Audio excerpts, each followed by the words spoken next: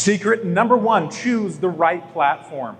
So when I first started getting into business, like really started getting traction, I ran into a guy that's already been mentioned. You may have heard of him, Gary Vaynerchuk, right? And I loved his stuff. Like it really resonated with me. Like the things he talked about, man, and I just devoured all of his content. I got on his YouTube channel, I read all of his books, and he was on LinkedIn, not as heavily as he is now, because LinkedIn is coming resurging, right, like I was mentioned. And I just devoured all of his stuff, and I really bought in. And his biggest messages were hustle, right? When you think Gary Vaynerchuk, you think hustle, right? Be everywhere, right? And work harder. And so I did that.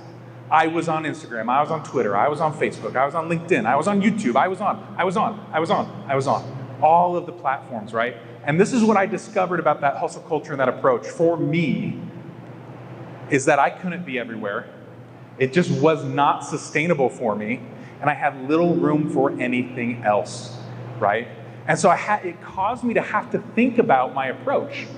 I can't do this, right? I can't be everywhere, so what should I do? And when I really looked at what was going on in the stats and numbers, I realized LinkedIn and YouTube were my biggest drivers. So I started focusing on those two platforms. And these are the two things I learned from that, okay? So number one, who you're looking for matters more than the platform, right? So like, we just had great presentations on LinkedIn, TikTok, Facebook, right? Those platforms are all great.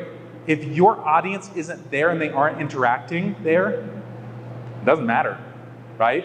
So go where your audience is and go where they're already having a conversation, right? Ask yourself the questions, who is your audience? We talked about a hyper-focused niche just a minute ago. This is why, right? So you know where to put your time, you know where to put your dollars.